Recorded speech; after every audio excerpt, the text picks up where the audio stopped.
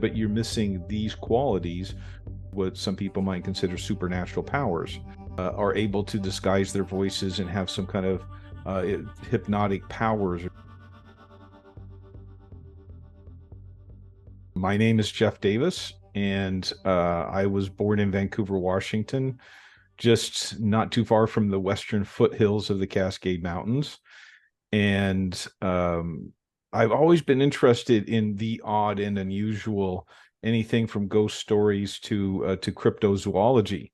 And in my background, I have a bachelor's degree in anthropology and a master's degree in archaeology and prehistory. And my interest in the odd and unusual goes all the way back to my childhood.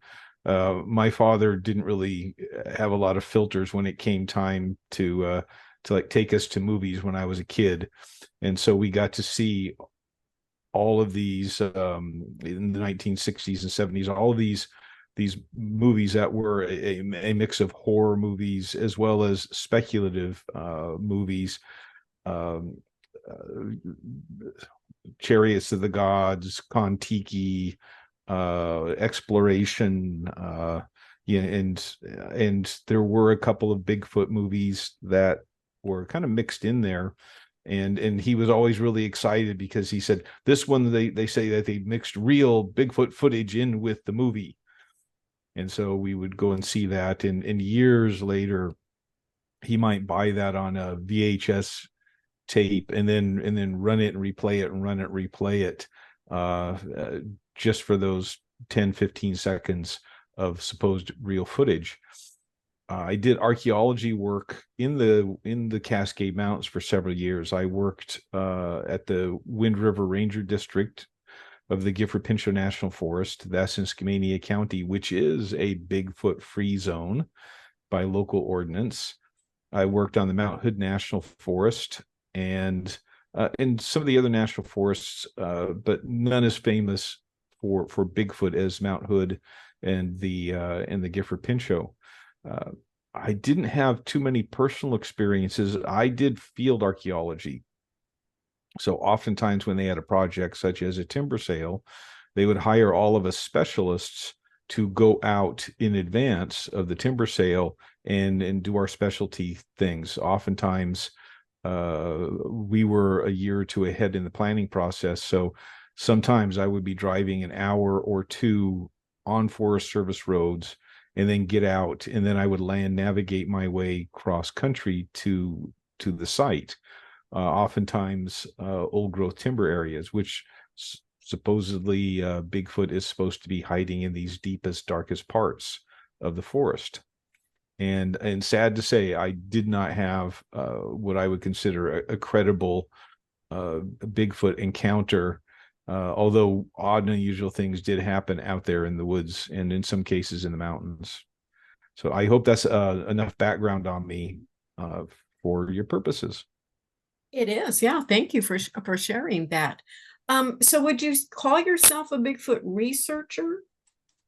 I would, and this is all part and parcel of anthropology and archaeology, because we have modern Bigfoot encounters, and you can go online and read people's modern personal accounts.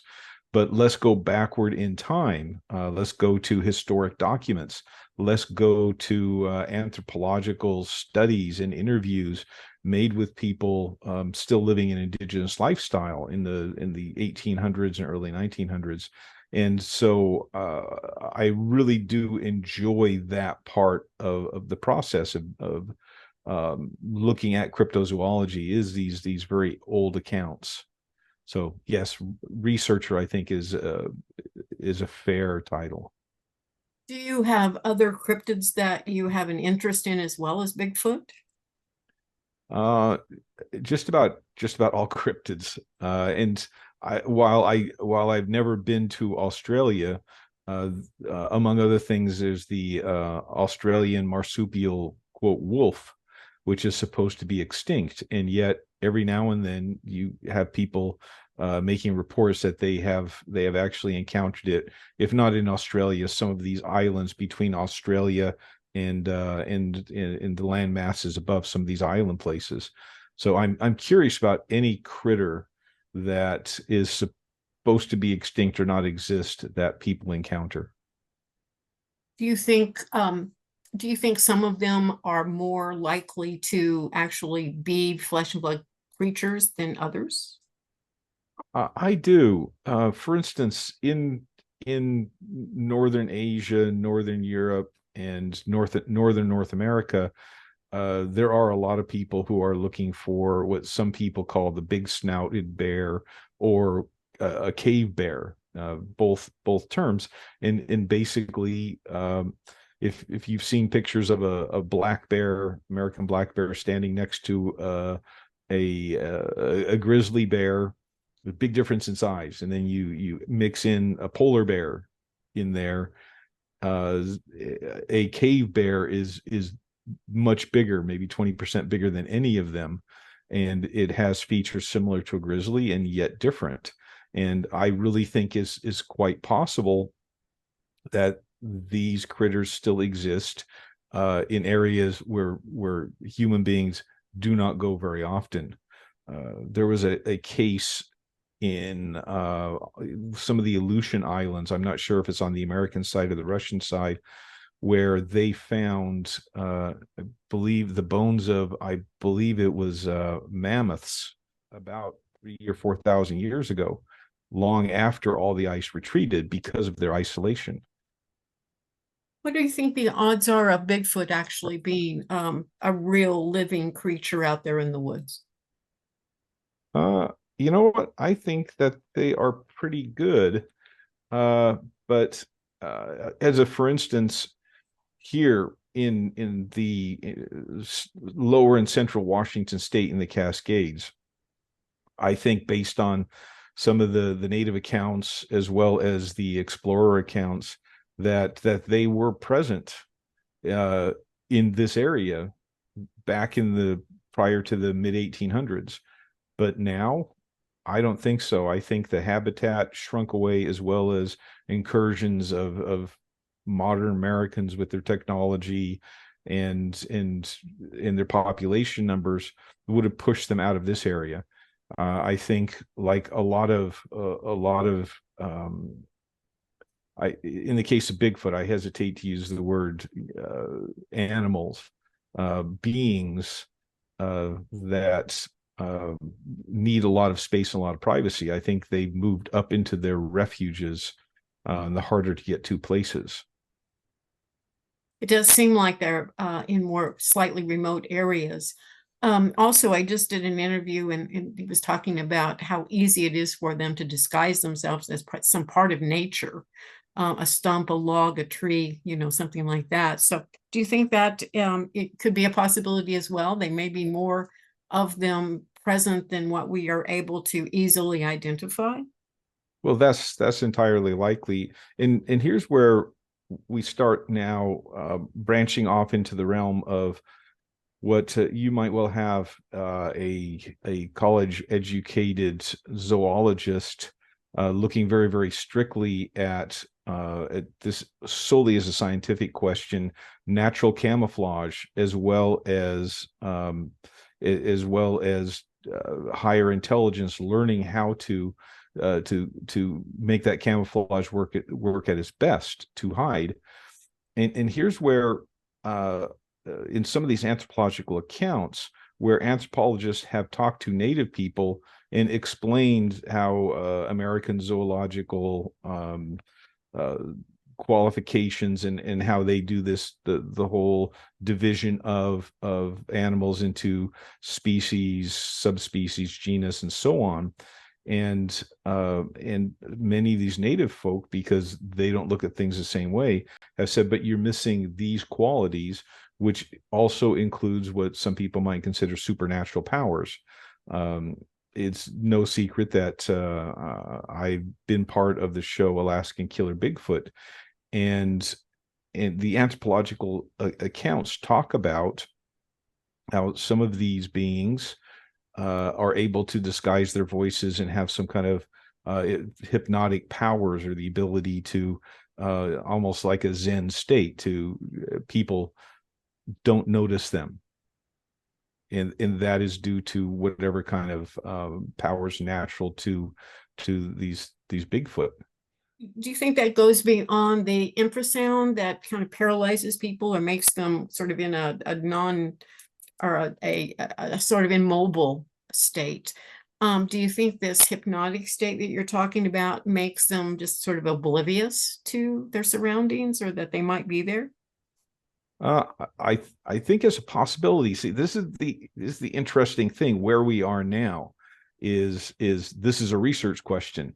Let's try and experiment with it, and we don't necessarily need to have a Bigfoot researcher, as in the actual species itself, but a human researcher. I don't know that anybody's actually done experiments in various sound chambers where they had test people sitting in there, and whether or not certain sound levels, not just decibel levels as volume, but as well as the vibrations per second, have experimented to see whether or not they can actually induce a full hypnotic state. That's a great question. Well, that is a good question. That infrasound may also create a hypnotic state as well as a physical paralysis type of state. I mean, a lot of people discuss that, felt like they were hit with something that could be fear, but it also could be something that's external as well. Yes, absolutely. And there are various other phenomena that every now and then I get to talking with people about what is paranormal. What does the paranormal mean? And paranormal is phenomenon that we don't quite understand how it works. In the 1700s, electricity was paranormal. And so now one of the paranormal things is sound, is understanding how sound works and affects people. And there are various forms of light. It's possible to hit people metaphorically, not just blind people with bright lights, but certain wavelengths of light. There's some evidence that can cause paralysis because it overwhelms the optic nerve, which goes directly into the brain. And so it puts a human being on sensory overload just with light, not with physical force. What do you think about the eye shine? A lot of people have called it eye shine, but then other people describe it as actually more like a power source or some internal light that's actually shining out of the eyes. As you were mentioning light, do you think that could have some bearing on the impact that a Bigfoot could have on another person or a person?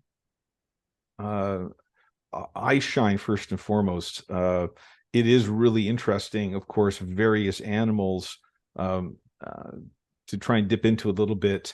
If anybody who's watching this has ever seen photographs where somebody's using a flash, and occasionally some of the photographs you can see people have red eyes, and you think, oh, somebody's, the devil eye effect. Various animals, the inside, the back of the eyeball is composed of different materials, and so some animals that are nocturnal for a lot of their lives, ends up the backs of their eyes will actually shine or glow with the reflected light from the back of the eyeball coming forward. And different animals have different color, and you probably up more on this than me, but you've got red, yellow, white, and various other colors, and certain species is only that color. So in looking at, for instance, Alaskan Killer Bigfoot, when they did have eye shine coming back at them from their cameras, I was really curious. So let's go get a list of what color species shines certain colors, and that doesn't really answer your question. No, but still Perhaps. interesting. What did you find with that? Were you able to get that list and go over it? Yeah, somewhat. And because you and I haven't actually had any any kind of pre-questions. I don't remember what animals is what color. Cats have variable color, though. I do remember you can have cats with red eyes, red eye shine to yellow eye shine. I think raccoons, I think it's yellow or white eye shine. And in human beings, it can be red. You have to really kind of bombard a human being's eyes with light for that. That's where some people's cameras will have a light reduction setting where it pre-flashes so that the pupils on the inside of the eyeball start closing up, so you don't get that eye shine. Bears, somebody's going to correct me, and please do. I think this is a great thing to have discussion on. I think bears may even be like a light green to yellow. Lots of people that talk about Bigfoot. I mean, it's red, white, yellow, green. Those are the primary colors. A lot of people I interview, at least, talk about this very, very bright green coming out of their eyes. And you just mentioned that bears also may have that green color. Yes, that's what I think. Again, somebody can look this up, and maybe we get a better list, because this is just because it's on the internet initially doesn't mean it's true. And so on Alaskan Killer Bigfoot, and looking at the footage, they had different color eye shine. And so this can be, there are actually 2 or 3 different kind of critters out in the distance looking at the camera. That's entirely possible. But when they all these eyes seem to be the same height, and yet the eye shine is different colors, that is to me very, very interesting. And if you have 2 or 3 of the same species standing next to each other looking at you, how is it that they all have different eye color? I don't know. What was it like being on Alaskan Killer Bigfoot? What was that like?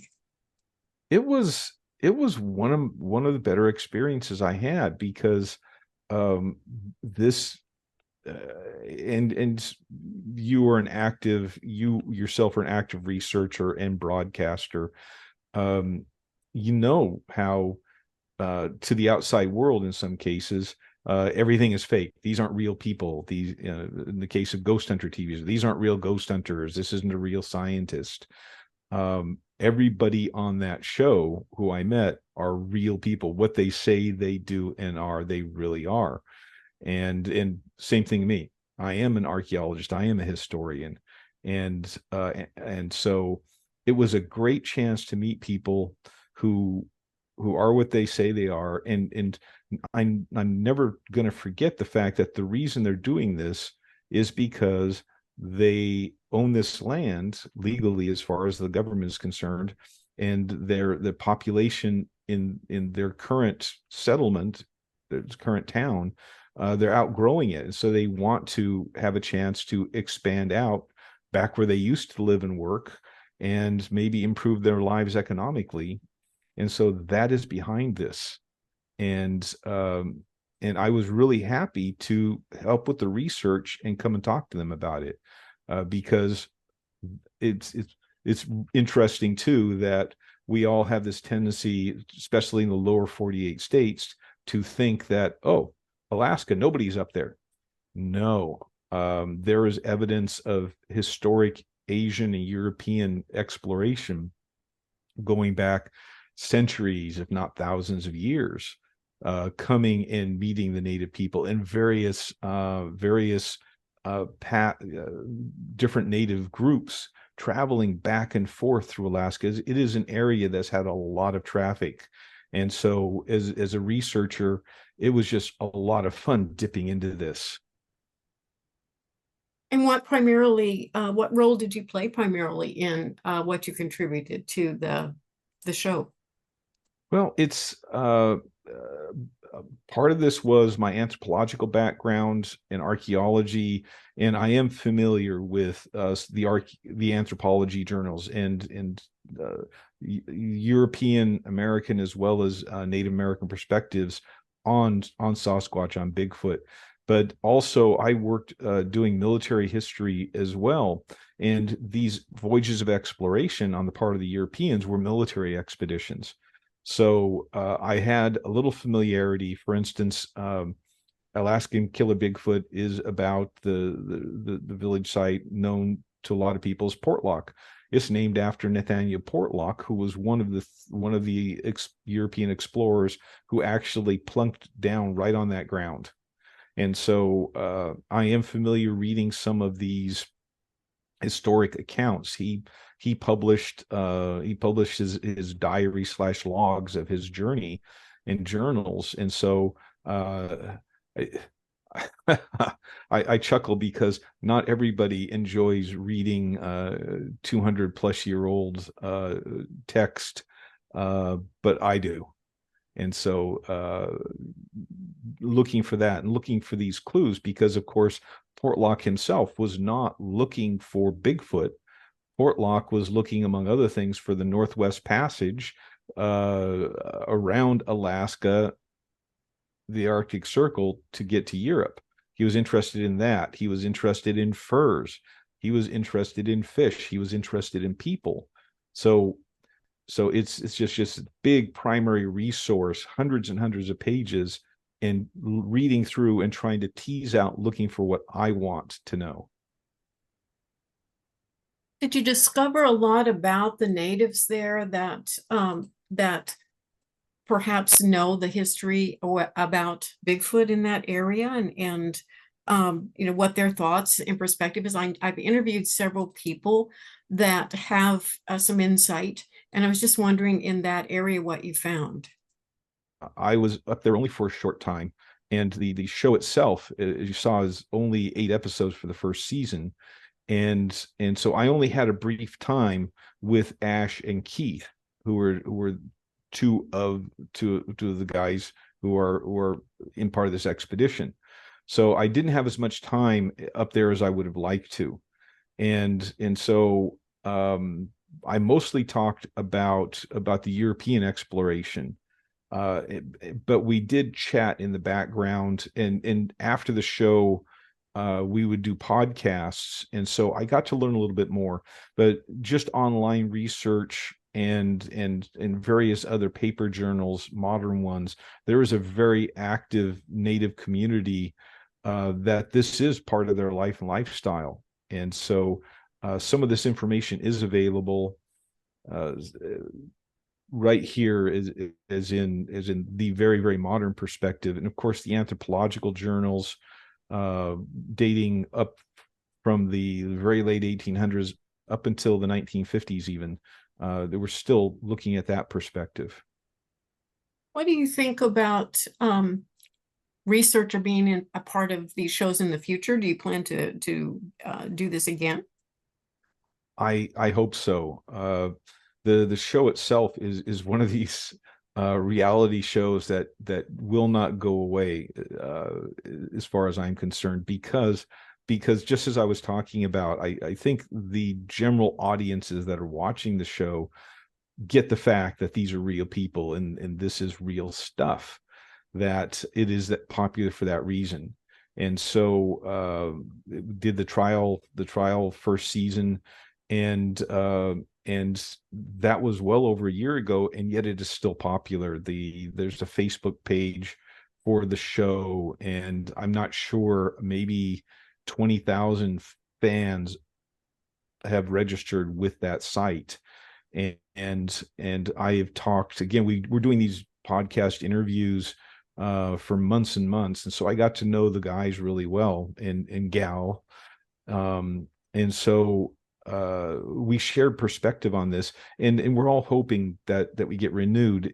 I did so much research that I talked to Brian Niffel, who is the producer of the show, and I said I got all these ideas for future research questions, and some of this does have to do obviously with what you and I were talking about earlier, is let's look at sound, or let's look more in depth at eye shine, and there are other explorers that we can talk about, and I myself am curious about there was a massive earthquake in the 1960s.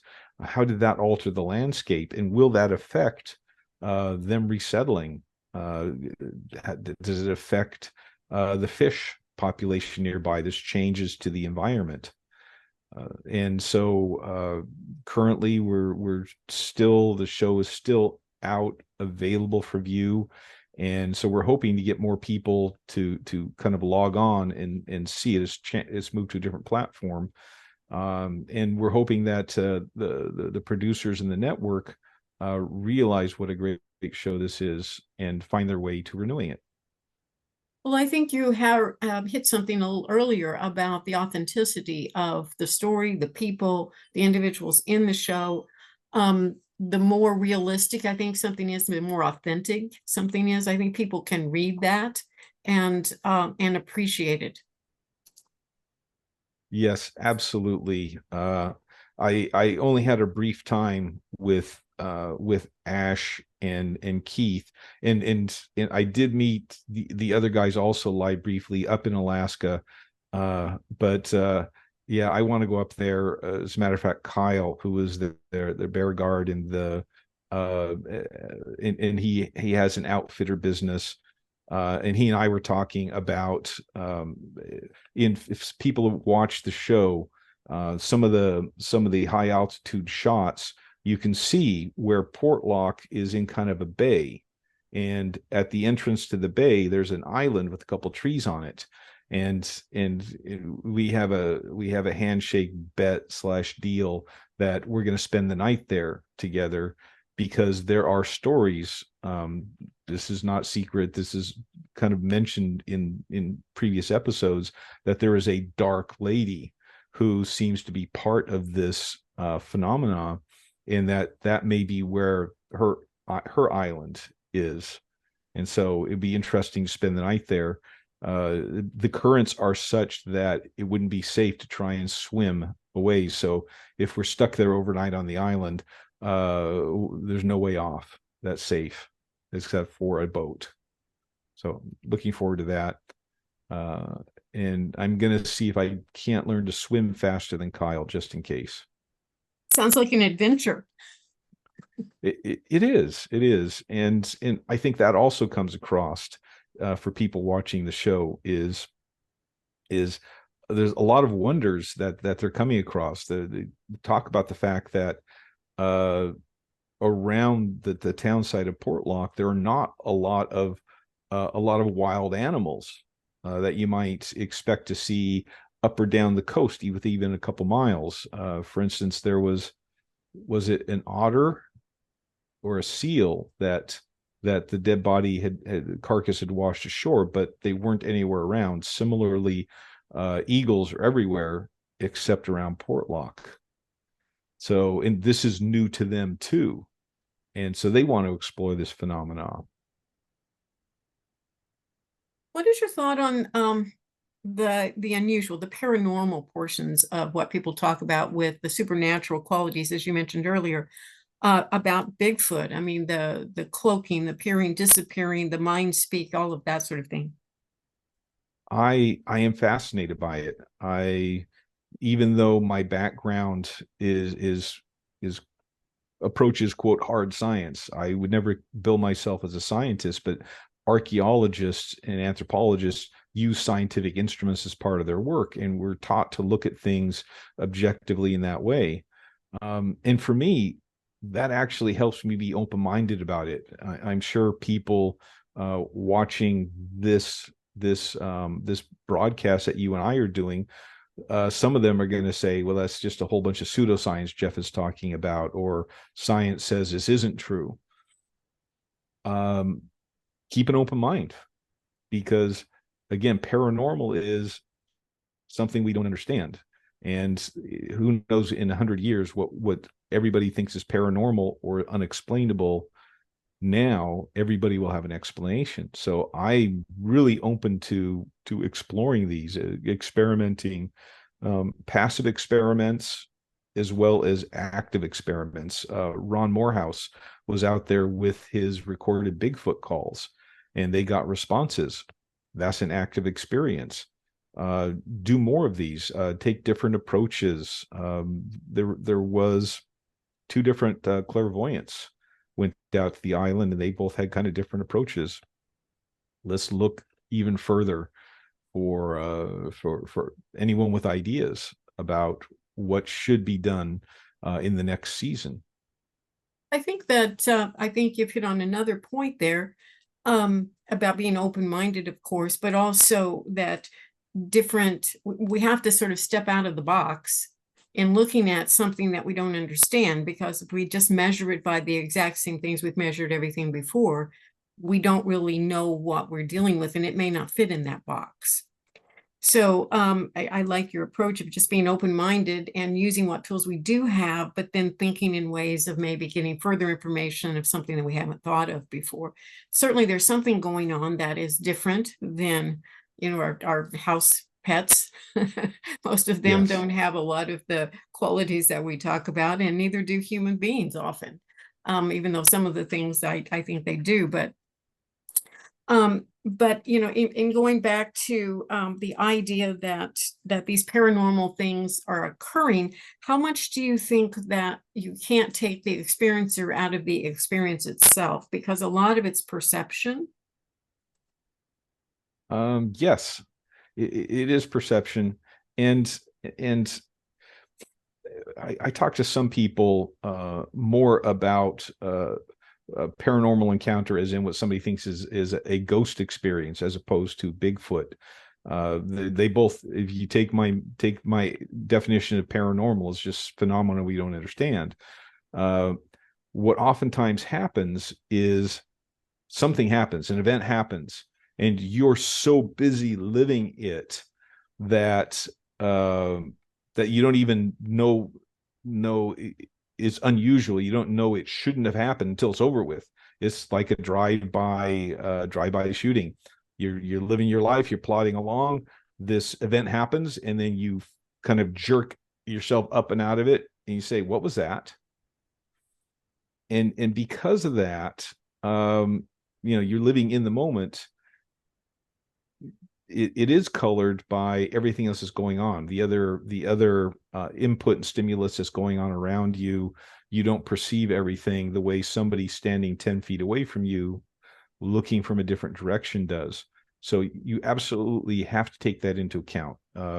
Just like 3 or 4 witnesses to a car wreck. That is the good thing about having this stuff, having a film crew out there and a sound crew out there recording it. One of the things that has come out when the show got broadcast and then they started up the fan pages, people will actually be looking in the background and they will see things that don't fit, and so they will actually take still photos or a little bit of video footage, and then they'll post them on the fan page for everybody else to look at and say, yeah, that does look like a very large but human-like figure in the background, and then the guys and the actual recording crew can weigh in and say, no, that was one of us, or no, that wasn't us, and so that is the strength of having this electronic recording.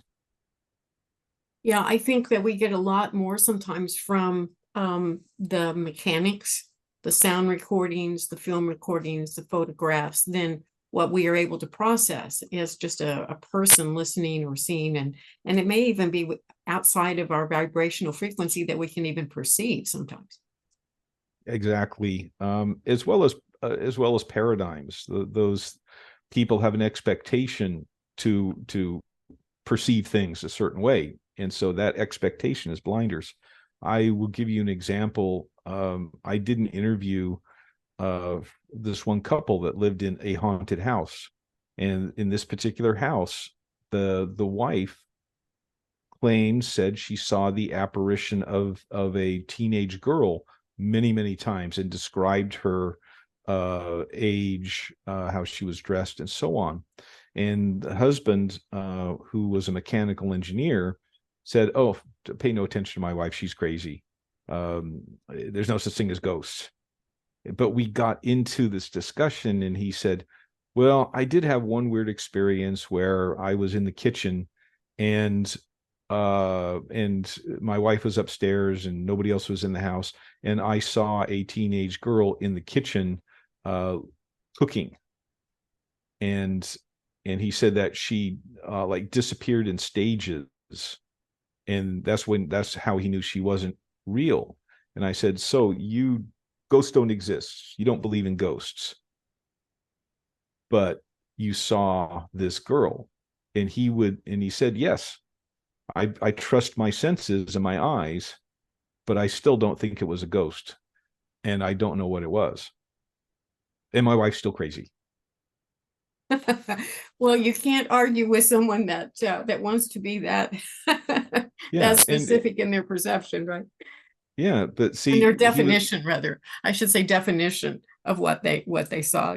It's like they just wouldn't attach that official name of ghost on it. exactly, but he was a good observer. He was an honest observer. It was just what you and I would consider a slight disconnect, but to him, he was perfectly comfortable with that. Because he wasn't crazy, and so only crazy people see things that aren't there. And so he did some mental gymnastics to still be able to reconcile. And don't we all? Don't we all?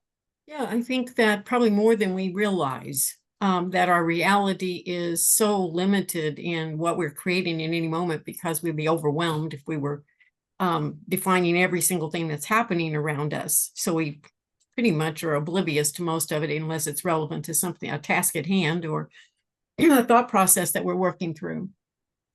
Exactly. And that's also part of taking the experiencer out of the experiences. If you happen to be decisively engaged on your laptop computer like you and I are right now, maybe to the point where somebody actually walks behind me and I don't perceive it, but you of course do because you're watching me on the camera.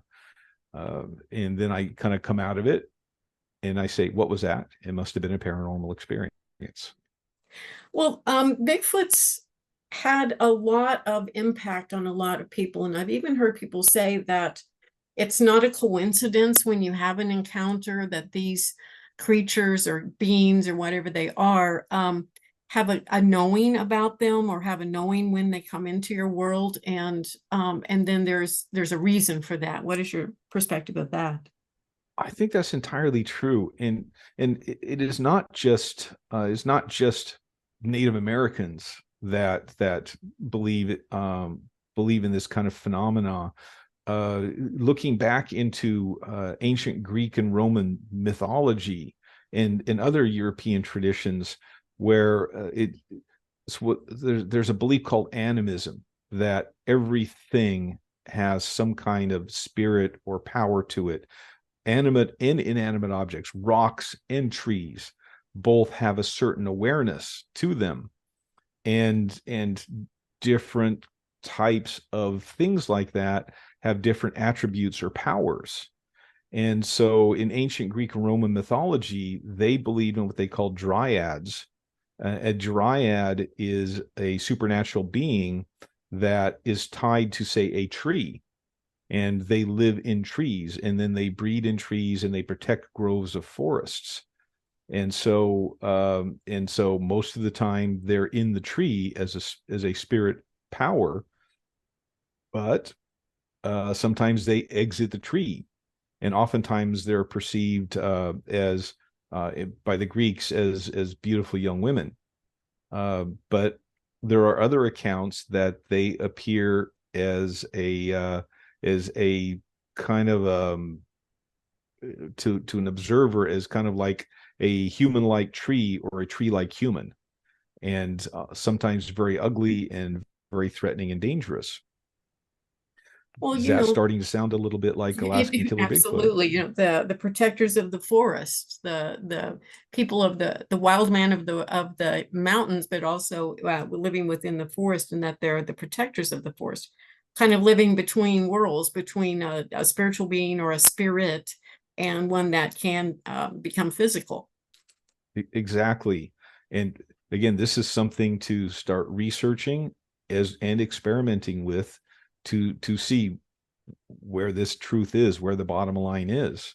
And many different cultures have mythos, have traditions about these beings. You were naming the wild man of the forest and so on. And some of this dates back to ancient Sumeria, where Enkidu or Enkidu, the spirit, the wild man of the woods, who is tamed by Gilgamesh, and so these are long traditions by a variety of peoples. True. And I think some people are able to or easily can harmonize with that, or maybe match a frequency within nature, making it easy for them to have encounters even, possibly, and others of us that just don't. Just not that I feel like I'm not connected with nature, but for some reason that doesn't manifest itself in my world as a Bigfoot. Yeah, I'll tell you, it was I was employed year round for about 4 years. This included the winter as an archaeologist. So we'd be out there doing field work, and that's survey, walking around, looking for trails, looking for prehistoric sites, looking for historic sites like Civilian Conservation Corps tree felling camps, things like that. So this really, really busy until the snows fell. And then through the winter to very early spring, I'd be in the office going through historic records, old maps, old Forest Service maps, some of them dating back to the very late 1800s, and then older military maps. I would be getting ready. I knew where we were going to do the field search. And so I gathered as much physical data as I could on that geographic spot. And then the snows have melted, and all of us, like, it was almost like this departure. All these trucks and Jeeps would like leave the parking lot on an exodus into the mountains every spring. But I spent so much time in the office, I lost touch with nature. So I would go out there and orienteering my way cross country. It took a little while to get back into that. And sometimes if you're the only one out in the woods and your peripheral vision stuff starts moving, there's some heart-stopping moments, and then turn around what was moving and then find out it was a tree limb or a squirrel or a deer. Because we had black bear, and you know what? Badgers can be dangerous too, and we ended up getting wolves seen and reported in our area. So it's always something to think about. And that's true. And I think that when you're in nature, at least the people that I interview that are woodsmen and hunters and people that go out in the woods frequently, they tend to know the sounds, and they know the movements and the way the wind, creates a sound in the woods, and they can tell a lot of things that probably one who's not experienced with that doesn't. So it can miss a lot of things. Even you're exactly right. Yeah. Even someone that I interviewed some time back that was actually very, very attached to in the natural realm of his property. Once he was introduced to the Bigfoot phenomena, and someone came out and helped him to see these things, then began to understand there were actual, footprints right there, but not something he had ever paid any attention to before, but it was right there. Yeah. And you know what? This is not confined to the woods alone. Some researchers were trying to track like house cats, indoor outdoor house cats. So they put little GPS collars on them and turned them loose in suburbia. And it was amazing in some cases how far these cats would travel in a week, because they had all these maps and how many blocks they would travel.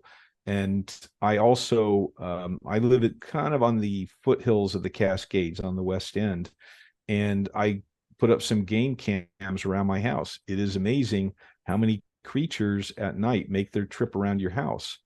So I would think somebody even in suburbia, you'd be amazed at the night traffic around your house. We could have Bigfoot everywhere and just not know it. That's true.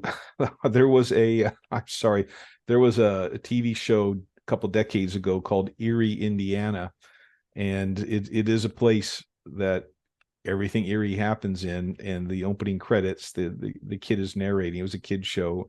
He talks about Bigfoot goes through his garbage regularly, and in every so often in the episodes they'll like bump into Bigfoot in the back alleys. I've heard that they're good dumpster divers. Yeah, and this was a story that my father came back with. There's a place called Camp Bonneville in outside of Vancouver, Washington, and it's been a military reservation. It was a military reservation starting in the very early 1900s, and so I'd say late 60s, early 70s. He was with a National Guard unit, and they were at Camp Bonneville. And they were kind of doing their thing, and one of the guys said, borrowed my roommates, grabbed some toilet paper and said, I got to go visit the woods. So he left where they were and went into the woods some distance. And a couple minutes later, they heard him scream, and he came running out of the woods. And it was his claim that he was going through the woods trying to find a spot to use what in the Army we call the green latrine. And he came on the edge of what had been a trash dump. And he said there were four really hairy creatures rooting around in the trash, in the garbage. And he claimed that they were not bears. Among one thing, that they were kind of reddish brown in color, not black, and which would have been an American black bear, even though they do get reddish in summer. But he said that one of them stopped and stood upright and looked at him, and he said it was not a bear skull or bear muzzle, it was a Bigfoot. And so that's when he screamed and took off and ran back to the guys. So right on the edges of, quote, civilization. And I hear that a lot. A local person that I don't know him, is deceased now, but several people have told me about him. Found them often at a school. After the school closed, they would go through all the dumpsters, after the lunch had been all dumped out, and there was plenty of food there, and they would just hang out in the woods close by and come in as they needed to, and did it often. But it's amazing that they wouldn't be observed more. Well, this gets to a certain amount of stealthiness. Then, getting back to Alaskan Killer Bigfoot, it was not necessarily a human perceptible thing, but even electronic devices stop functioning normally at times, where they just charge the batteries on the camcorder, and yet they go out there and within minutes the batteries are dead. So this gets back to this question about whether or not each Bigfoot is just a biological animal, or has other abilities that we can't define yet. A lot of the reported things that happen around Bigfoot also happen around UFO craft or aliens when they're reported. Have you heard anything of this or have any opinion about it? I have heard about it, and I don't have enough information to actually form an opinion. I have noticed that, and sadly, that there seems to be a dividing line among people who look at the odd and unusual, in that a lot of times people who are interested in UFOs tend not to be interested in Bigfoot, and people who are interested in ghosts are not interested in UFOs. And so there's not enough mixing and people asking these kind of research questions from the Bigfoot realm to the UFO realm, and vice versa, or from the ghost hunter realm to the UFO realm, where they actually have a dialogue. And so I'm aware of this phenomena, and I just don't know enough to take a stand. Well, I didn't either until I started interviewing people on Bigfoot, but because I had been a UFO researcher for a very long time. So I knew a lot of those stories and the experiences that people described that they had. And so when people started describing the same with Bigfoot, and of course the ghost phenomena is very similar to some of the the Bigfoot stories as well. I also started connecting the dots there. It's like, wow, we should be looking at this as maybe one phenomena rather than separate things that are different. Yes, and in all of these subdisciplines, cryptozoology and UFO research and ghost hunting, and and research into what some people call psychic phenomena. Sadly, there is not a set of definitive terms that everybody agrees on. What does this one word mean? What does ghost mean? And the definition that everybody agrees on. And until we get something like that, people can talk as individuals and come to an agreement in a small group. But taking this to a national, international audience is a lot more difficult. Exactly. And another part of this whole oddity is, the real debate among Bigfoot people of, are they strictly flesh and blood, or are they strictly, some apparition that people are having, or some kind of a spiritual thing? I know several people in the UFO community talk about the same thing, because the experience appears to be both, but I think we don't have a definition again for something that is both flesh and blood, physical, a real thing that you can touch and feel and hear and see, and something then that is wispy and kind of can disappear and project all kinds of things. And you can poke your finger through it if you dare. Yes. Yeah, yeah, exactly. That's something we just don't, it's hard to grasp that kind of reality. Yes, and there's also another subdivision, particularly among people who believe Bigfoot is a physical being, is the nature, character, and psyche. And I've gotten into discussions that got a little heated at times. And I jokingly say, is Bigfoot a cute, cuddly Ewok on steroids? Or is it something much meaner than that? And I have encountered people who seem very deeply entrenched in that Bigfoot is this kindly, cuddly, pick you up and hug you and kind of critter, and some people don't want to hear different. They don't want to hear or read encounters that are different than that preconceived notion.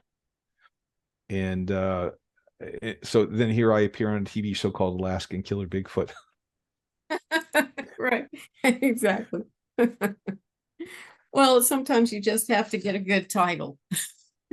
Yeah, but you know what? It is a very clear title, and you know what the discussion is going to be.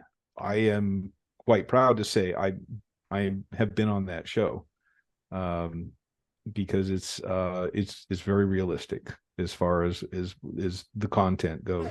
As we were talking about, you can't take the experience away from the experiencer out of the experience itself. And I think that's where part of that, flesh and blood, if you're just a real hardcore physical person and you just see the world as that, it would be very difficult for you to take that concept and put it over into something that, just doesn't fit your paradigm, like you said, of reality.